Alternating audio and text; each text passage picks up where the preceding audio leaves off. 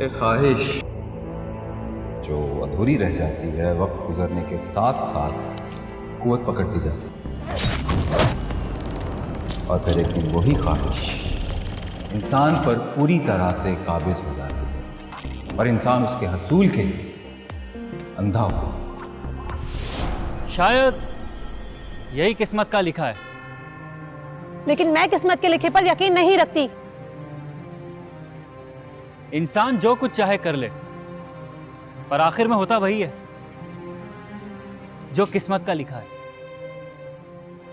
अगर ऐसा है तो वो इंसान जो रोज सुबह रोजी कमाने, मेहनत करके अपना मुस्तकबिल बनाने निकलता है, तो जाओ उसे जाके कह दो कि वो घरों में सो जाए जाकर, क्योंकि होना तो वही है ना जो किस्मत में लिखा है। उनकी सब काविशें बेकार हैं। लेकिन ऐसा नहीं है, ऐसा नहीं है रमीज। मैंने ये मुस्तकबिल, ये शोहरत, सब कुछ अपनी मेहनत और कुर्बानियों से हासिल किया है। चलो रमीज, चलो मेरे साथ।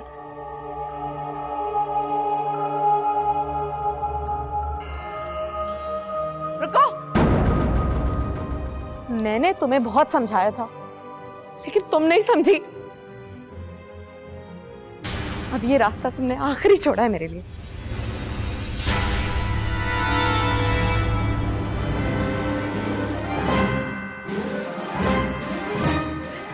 अब वो मेरा होगा, अब वो मेरा होगा।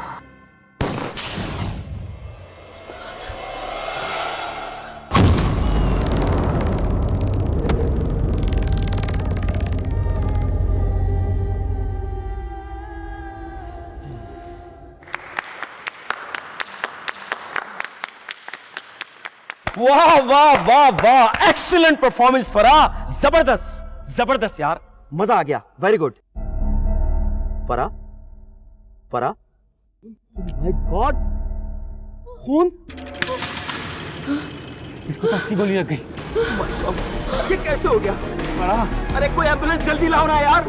फराह, फराह, फराह प्लीज, फराह, फराह अपनी आंखें खोलो, फराह प्लीज।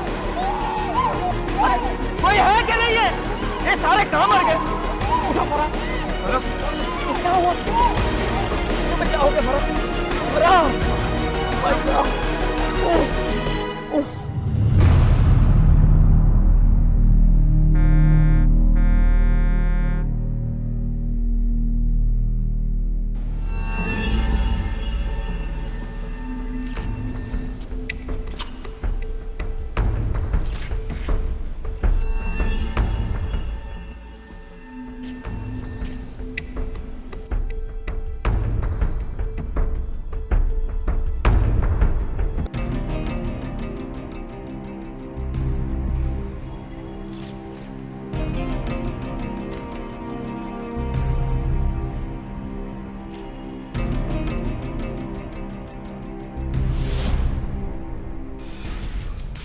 फराह आज़मी, उम्र 22 साल, इस थिएटर में 3 साल से काम कर रही है। Shot dead on the spot. Theatre में गन आने की वजह? डायरेक्टर साकिब हुसैन। इनको लगता है कि प्रॉप्स के असली होने से एक्टर को कैरेक्टर में आने में बहुत आसानी होती। Sounds crazy but he has a valid point. बात तो ठीक है।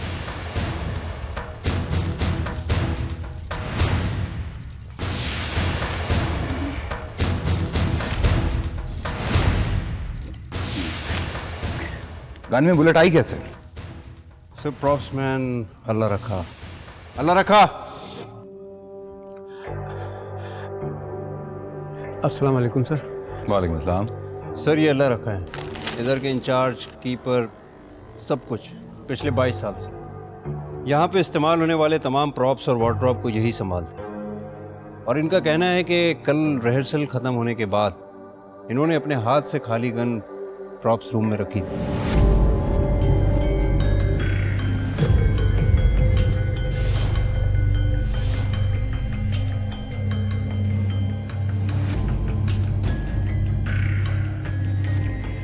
प्रॉप रूम से मैं खुद खाली गन लाया था सर, और लाकर मैंने मैडम महरीन के हाथ में दी थी।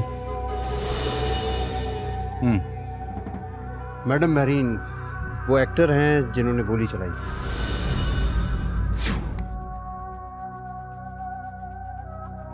सर, इस बयान के मुताबिक इस गन में बुलेट या तो अल्लाह रखा ने डाली है या फिर महरीन ने खुद। लेकिन सर अगर ऐसा है तो अगर उस रात प्रॉप रूम में कोई और न गया हो तो। आमिर मलिक, मैं इस शो का प्रोड्यूसर हूँ और डिटेक्टिव साहबान आपसे एक दरख्वास्त ये है कि इसको ऐसे हैंडल करें कि ये मीडिया अटेंशन न बने। और दरअसल मेरी परेशानी ये है कि एक तो हमारी रिपुटेशन वैसे ही खराब है और इसके वाक़े के बाद तो बिल्कुल ही ख़त्म हो जाएगी। मेरा ख्याल है कि आपकी परेशानी अभी ये लड़की होनी चाहिए जिसने यहाँ पर अपनी जान गंवाई है। हाँ, तो हम अपने प्रोडक्शन हाउस की तरफ से उनकी फैमिली को 2 लाख रुपए कंपनसेशन दे रहे हैं। व्हाट इफ अगर मैं तुम्हें यहाँ पर शूट कर दूं और तुम्हारी फैमिली को 2 लाख का कंपनसेट दिला दूं?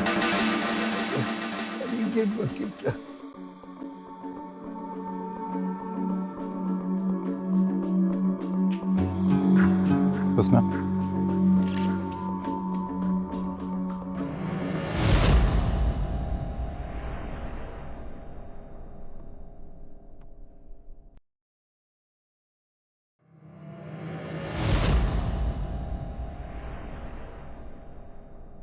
असद अंदर आने के रास्ते कितने हैं यहाँ पे? मेरे ख्याल है बॉस ये डोर्स और ये 4 डोर्स हैं। बैक स्टेज में भी कोई है? जी बॉस, बैक स्टेज पे 2 डोर्स हैं। सर इसके बाद ड्रामे की वीडियो है, ये बाहर टीवी वाले को देने वाला था। वीडियो क्यों बनाई? साईं बहुत शौक था थिएटर का ड्रामा देखने का साईं, इसी शौक में मैंने फिल्म बनाई और फिल्म बना रहा था, इधर पिस्तौल चला उधर ड्रामा ख़त्म साईं। मैंने तो साईं तालियां भी बजाई, वो तो बाद में पता चला कि वो तो असली पिस्तौल था साईं, असली पिस्तौल। तुम्हें कैसे पता चला कि कत्ल हुआ है? साईं वो पुलिस वाला ये बातें कर रहा था तो मैंने सोचा ये किसी के काम आ जाएगा फिल्म। बाहर किसी टीवी वाले को तो नहीं दिखाई, वरना तेरा बुरा हाल कर दूंगा। नहीं साईं वो मांग रहा था लेकिन ये साहब मुझे यहाँ ले आया साईं। मोबाइल कहाँ है? साईं जेब में है साईं।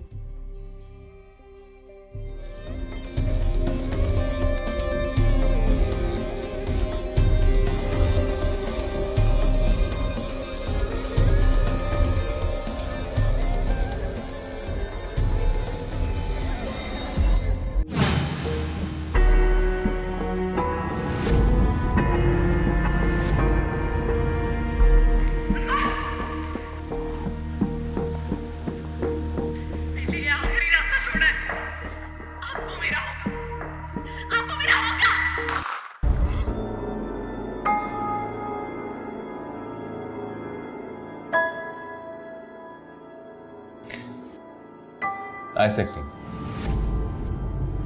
मिसेस शाहजेब, जब मैंने आपको यहाँ पे बुलवाया तो मेरे दिमाग में काफ़ी सारे सवालात घूम रहे थे, लेकिन इस वीडियो को देखने के बाद सिर्फ एक सवाल मेरे दिमाग में आकर अटक गया।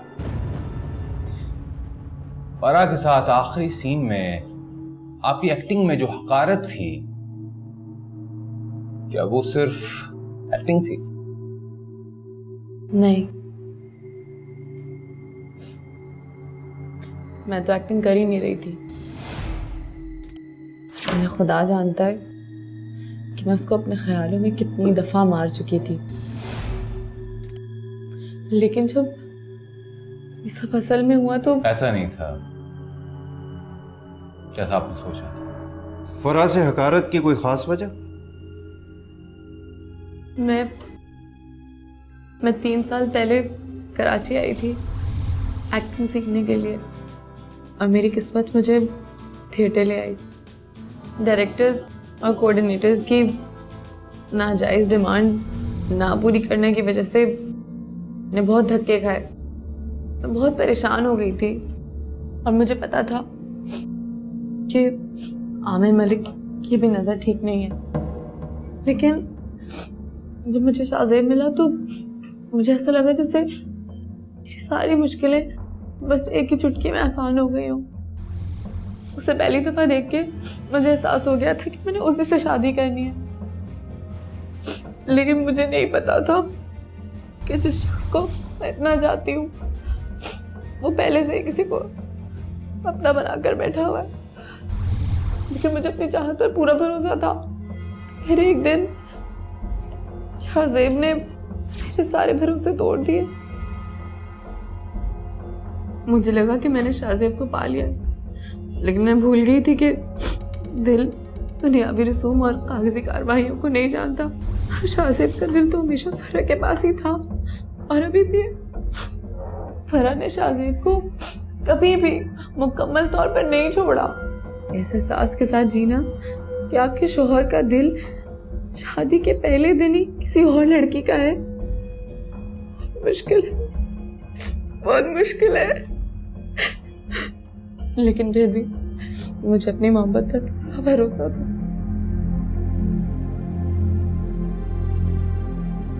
क्या कर सकता था मैं, रोज रोज अपना दिल जलाने के अलावा? तुम्हारे पास बहुत ऑप्शंस थे। अपनी बीवी के साथ सिंसियर होकर अपने जज्बात को मार देना, दूसरा थिएटर ज्वाइन कर लेते, या फिर शहर छोड़ देते, या फिर आखिरी रास्ता उसे मार देते। मैं उसी से मोहब्बत करता था। Damn me. तो महरीन से शादी की वजह? मैं महरीन से शादी नहीं करना चाहता था। महरीन एक अच्छी लड़की थी, मैंने उसे कभी प्यार भरी नजर से नहीं देखा, क्योंकि मेरे दिल में हमेशा से फरा थी, और ये बात अच्छी तरह से महरीन जानती थी। लेकिन जब जब मैं फरा की वजह से टूटा, मुझे महरीन नहीं संभाला। फरा की मौत से एक दिन पहले तुमने ऑफिस में क्या देखा? उस दिन काफी दिनों के बाद मेरे पास फरा का मैसेज आया था। उस कहानी का आधा रुख महरीन हमें बता चुकी है। तुम मुझे ये बताओ कि उस कमरे में तुमने ऐसा क्या देखा या क्या सुना था जिससे तुम इतना गुस्से में आ गए थे?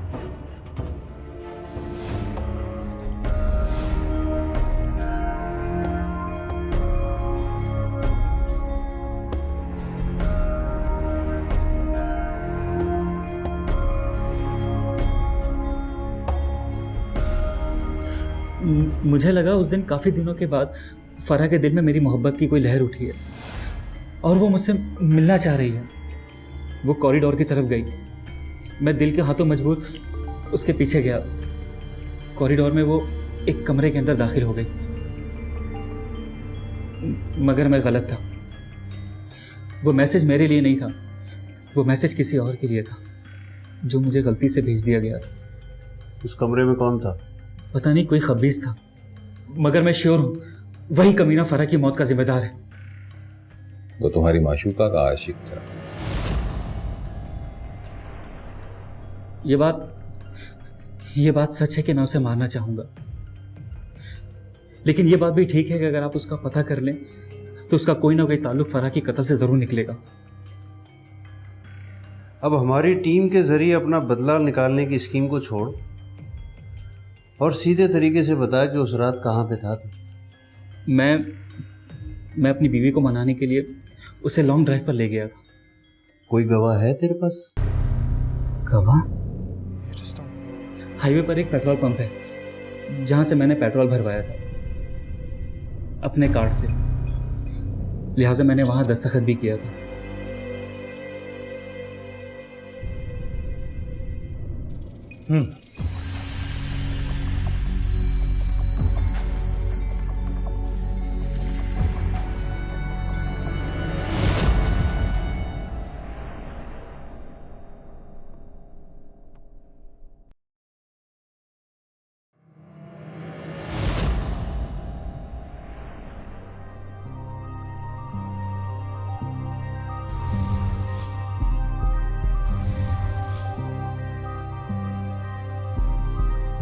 महरीन इंटरेस्टिंग लड़की है। मैरिड है सर।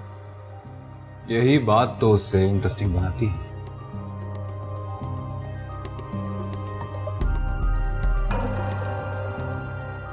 फरा की मौत से महरीन को उसका शौहर मिलता है, शाहजेब को उसका बदला।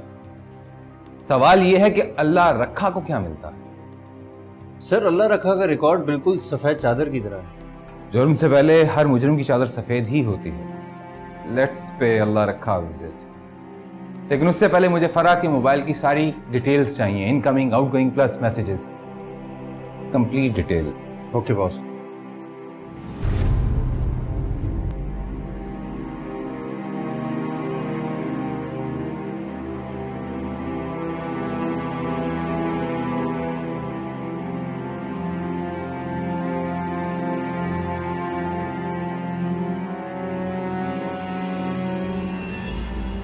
अल्लाह रखा साहब, 2 मिनट दीजिए। शो वाली रात के बारे में कुछ बताइए। बेटा, हर रात को वार्डरोब्स और सारे प्रॉप्स हम अंदर ही बंद करके रखते हैं, क्योंकि ये हमारी ड्यूटी है। रोज़मर्रा तो हम ऐसे ही बंद कर दिया करते हैं, मगर ख़ास तौर पे शो वाले दिन रात को हर चीज़ को बड़ी तवज्जो और बड़ी बारीकी से देखना पड़ता है। उस रात को गन बिल्कुल खाली थी बेटा। ताला आपने खुद लगाया था और चाबी भी अपने पास रखी थी? हाँ बेटा, ताला मैंने खुद लगाया था अपने हाथ से, और चाबी मैंने अपने तकिए के नीचे रखी थी, और सुबह उसी जगह रखी हुई थी जहाँ रात को मैंने रखी थी। और शो वाले दिन? बेटा, शो वाले दिन मैं खुद अपने हाथ से गन लेकर गया था और मैडम मेरीन के हाथ में दी थी। मेरे सामने वो उसे लेकर स्टेज पे गई थी। उन्होंने गन में गोली नहीं डाली बेटा। बाबा जी, आप जानते हैं कि आप जो कह रहे हैं इसका मतलब ये है कि गन में गोलियां डालने का मौका आपके अलावा किसी को नहीं मिला? बेटा, ये तो मैं नहीं जानता कि इसका मतलब क्या है। मैं तो आपको सिर्फ ये बता रहा हूँ कि उस दिन क्या हुआ था। आपका बयान आपके लिए मुसीबत खड़ी कर सकता है। मैं जानता हूँ बेटा, लेकिन जो सच बोलते हैं उन्हें खुदा की ज़ात पे भरोसा रखना चाहिए। अच्छा, आपने फराह को किसी के साथ देखा? आई मीन ऑफिस में या कॉरिडोर में? नौकर तो दरवाजों के बाहर खड़े रहते हैं, उन्हें अंदर आने की इजाज़त नहीं होती। अब अंदर जाने के बाद क्या होता है क्या नहीं होता, इससे हमारा कोई ताल्लुक नहीं है। हमारी फील्ड में किसी पे भरोसा करना सबसे बड़ी गलती है। मुझे पूरा यकीन है कि आप मुझे गलत साबित करेंगे। अल्लाह हाफ़िज़। इस बारे में अगर आपको कोई भी बात पता चले तो मुझसे ज़रूर रब्ता कीजिएगा। जी बेटा, ज़रूर।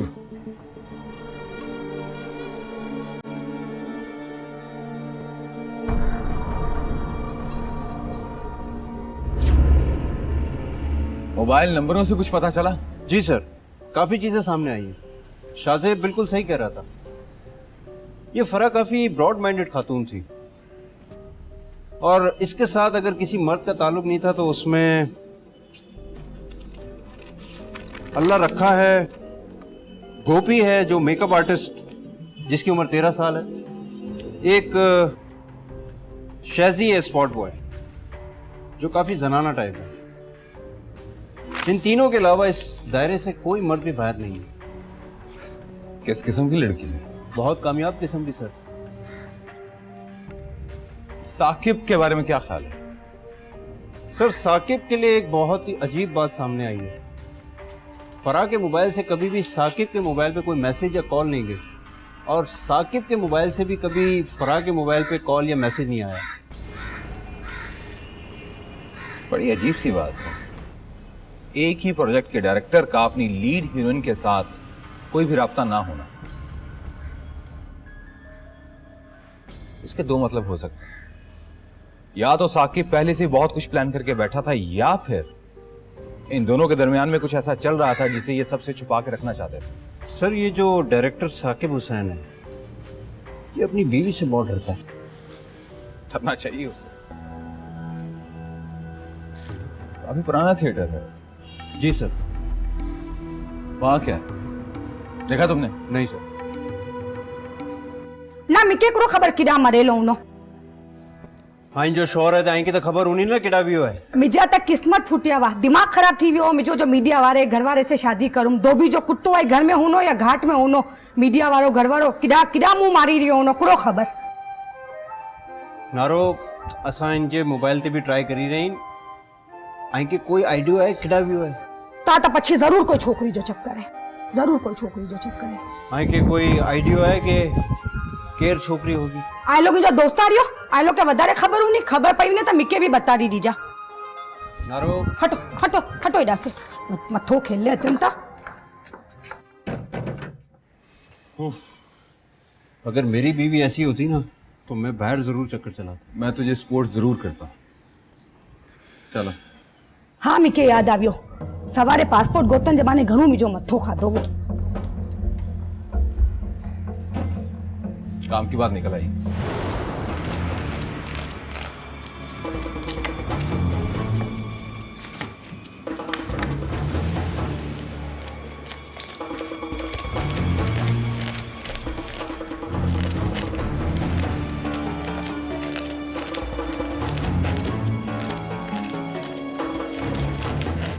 आकिब का अगर किसी और लड़की के साथ चक्कर था तो फिर आमिर मलिक का अखबार में इंटरव्यू आया।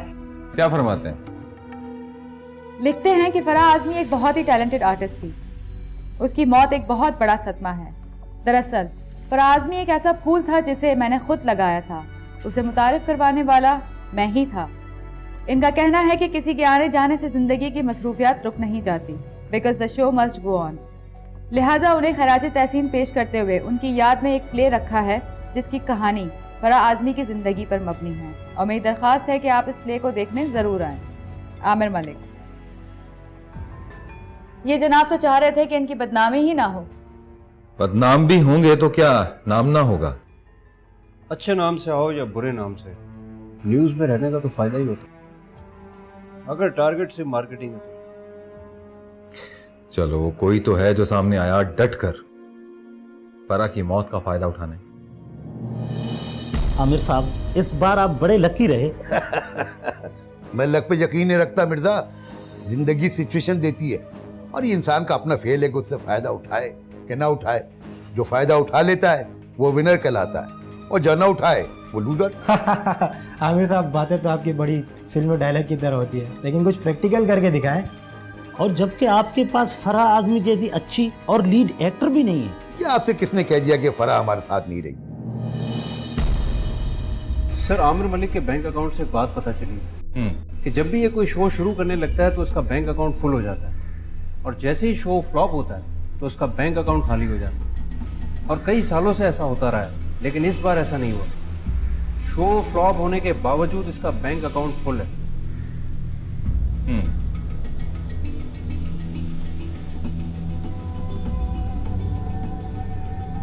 उसने मरकर वो काम किया है जो वो जिंदा रहकर भी नहीं कर सकती थी। आज हर अखबार और न्यूज चैनल हमें जानता है, because Farah is huge on media. और इतनी मार्केटिंग के लिए तो हम बजटिंग भी नहीं कर सकते थे। मगर इस बार आमिर साहब हम रिस्क नहीं ले सकते। बल्कि मुझसे पूछे तो मैं समझता हूं कि हम एक प्रॉफिटेबल पार्टनरशिप का आगाज करने जा रहे हैं।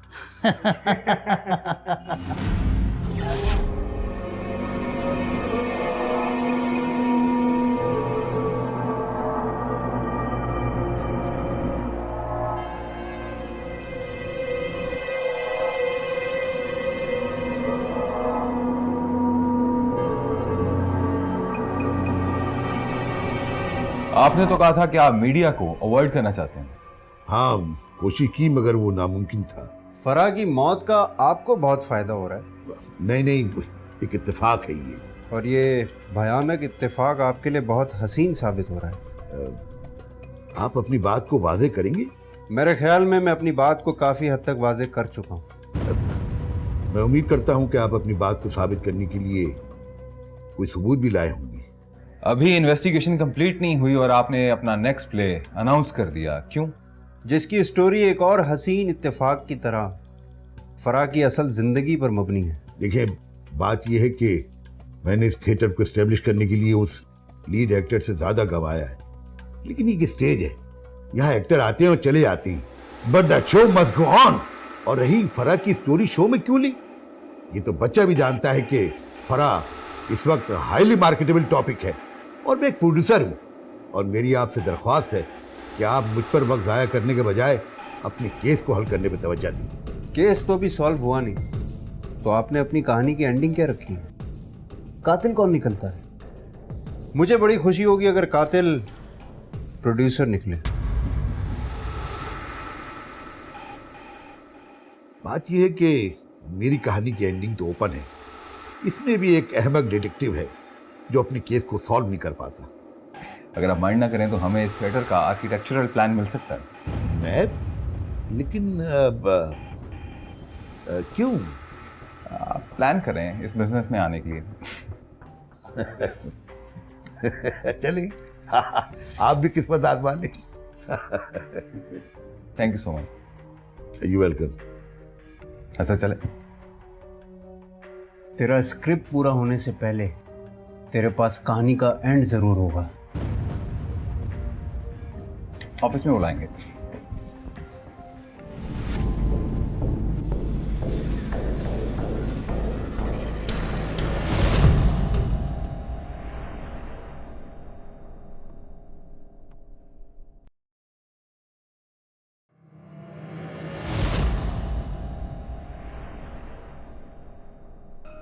शाहजेब थोड़े जज्बाती और बेवकूफ हैं, लेकिन उनका फराह के कत्ल से कोई लेना देना नहीं है। आपकी आंखों और अंदाज में जो यकीन है वो मुझे मजबूर कर रहा है कि मैं आपकी बात पर एतबार करूं। वैसे मिसेस शाहजेब, आपके शौहर जितने जज्बाती हैं, मुझे लगता है कि आपकी खातिर वो ये हरकत दोबारा दोहरा सकते। मुझे नहीं लगता कि वो मेरी इतनी कदर करते हैं। उन्हें करनी चाहिए। मैं होता तो जरूर करता। मैरी, तुम चाय पियो? नहीं, मैं चाय नहीं पीती। कॉफी? प्लीज। असद, कॉफी लाओ। Okay sir.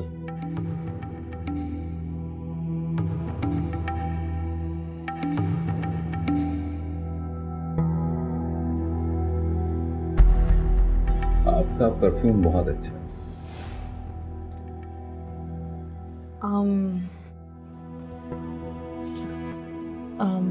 शाहजेब ने दिया था 2 साल पहले। वैसे दुनिया में मोहब्बत की कदर काफी कम होती जा रही है, नहीं?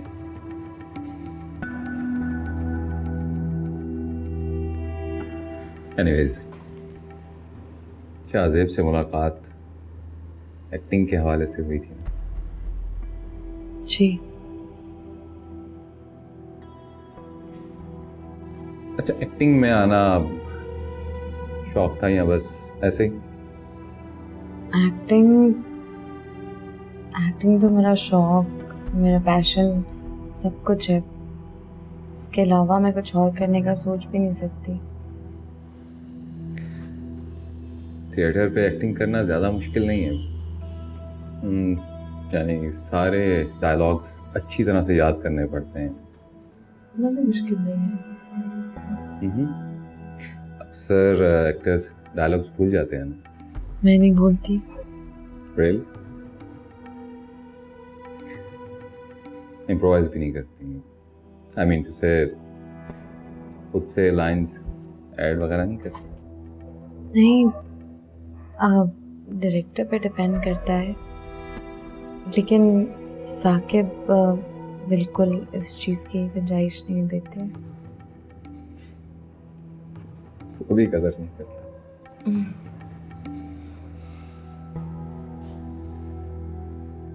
Coffee sir, please.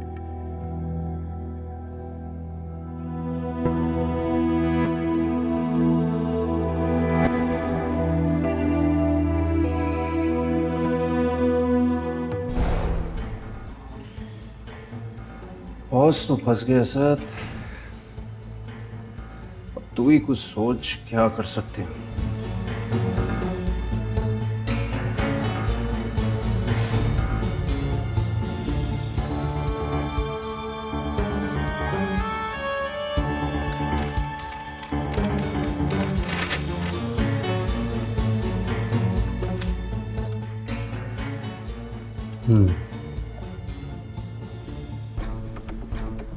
ये एंट्रेंस एक ये एंट्रेंस, ये स्टेज। अगर मैं प्रोड्यूसर होता और मुझे बगैर दरवाजे इस कमरे में दाखिल होना होता तो मैं क्या करता?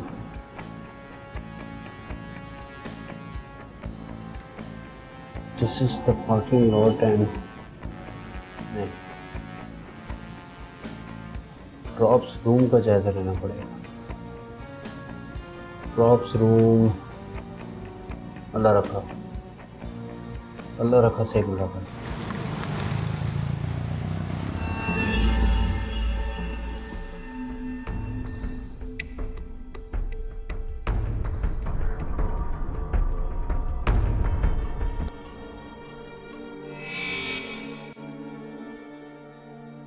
ये है सर हमारा प्रॉप्स रूम।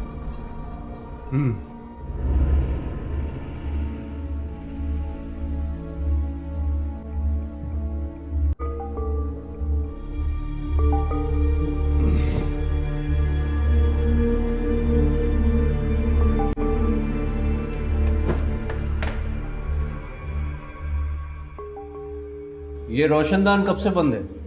ये तो साहब काफ़ी अरसे से बंद है। 25-30 साल हो गए जब से मैं यहाँ काम कर रहा हूँ, ये जब से ही बंद है।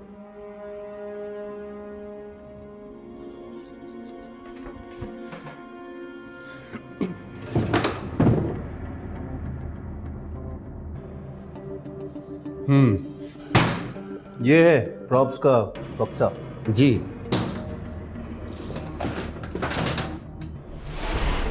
ये सब ये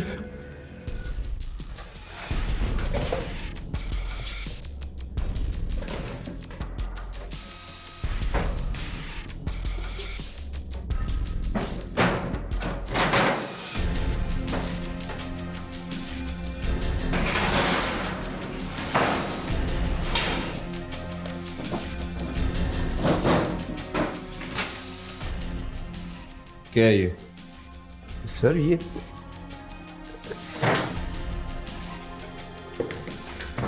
कैसे?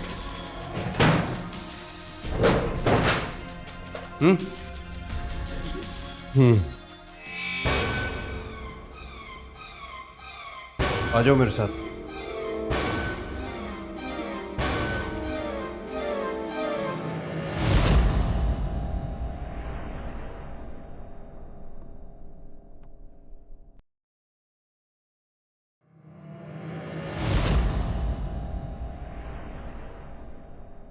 एक ख्वाहिश जो अधूरी रह जाती है, वक्त गुजरने के साथ साथ कुव्वत पकड़ती जाती है, और फिर एक दिन वही ख्वाहिश इंसान पर पूरी तरह से काबिज हो जाती है और इंसान उसके हसूल के लिए अंधा हो जाता है। कौन है वो? कौन है वो जिसकी अधूरी ख्वाहिश ने उसे फरा के कत्ल के लिए मजबूर कर दिया?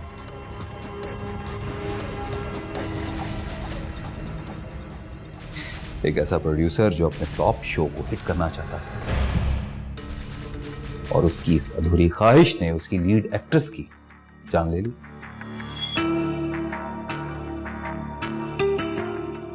या फिर एक ऐसा आशिक जो अपनी माशूका को दूसरे मर्दों से दूर रखना चाहता था, लेकिन इसकी इस अधूरी ख्वाहिश ने इसकी माशूका को इस दुनिया से ही दूर कर दिया।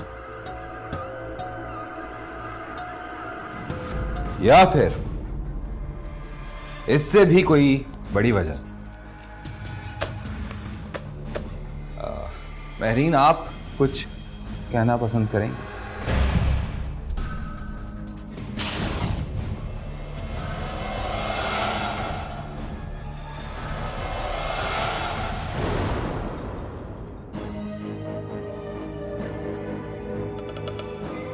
मैंने तुम्हें कहा था ना कि तुम्हारी कहानी की एंडिंग मैं तुम्हें दूंगा, लेकिन तुम्हें मुजरिम साबित करना मेरा काम नहीं था।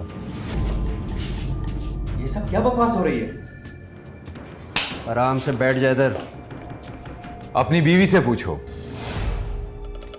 कि उसने फरा की मौत से पहले ये जुमला क्यों बोला कि तुम अब सिर्फ मेरे रहोगे, जबकि ये जुमला स्क्रिप्ट में है ही नहीं। क्योंकि ये महरीन के हकीकी जज्बात थे। अपनी बीवी से पूछो, अकॉर्डिंग टू स्क्रिप्ट इसको 2 फायर करने थे, एक बाजू पर और एक दिल पर, जबकि इसने एक ही फायर किया और वो भी सीधा दिल पर। क्यों?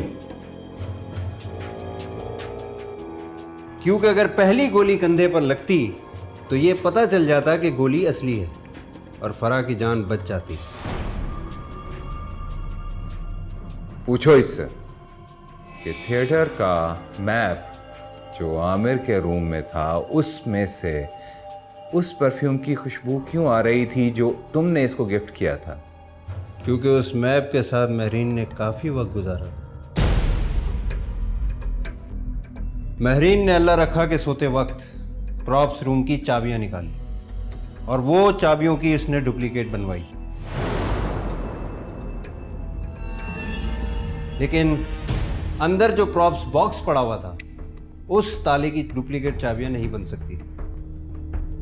इसलिए उसने सारी चाबियां उसी चालाकी से वापस रख दी और फिर कटर से बॉक्स को नीचे से काटा, शायद ये सोचकर कि नीचे से तो कोई चेक करेगा नहीं, और फिर इसने पिस्टल में गोलियां डाली।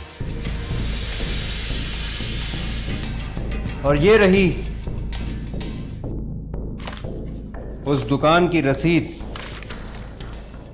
जिस दुकान से इसने गोलियां खरीदी।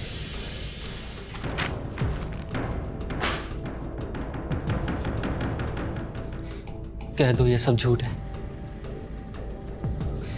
प्लीज।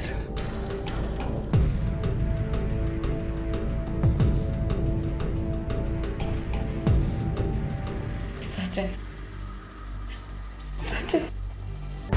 तुमने फराह का कत्ल किया।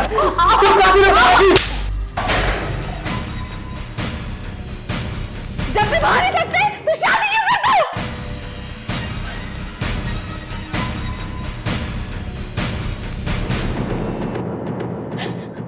मैंने तुम्हें अपनाने की सारी कोशिशें करके देख ली, लेकिन तुमने मेरे लिए यही एक आखिरी रास्ता छोड़ा। लेकिन मुझे अफसोस नहीं है, मुझे अफसोस नहीं है। हाँ, एक बात का अफसोस, तुम उसके मरने के बाद भी मेरे नहीं हो सके। तुम मेरे नहीं हो सके, मेरे नहीं हो सके।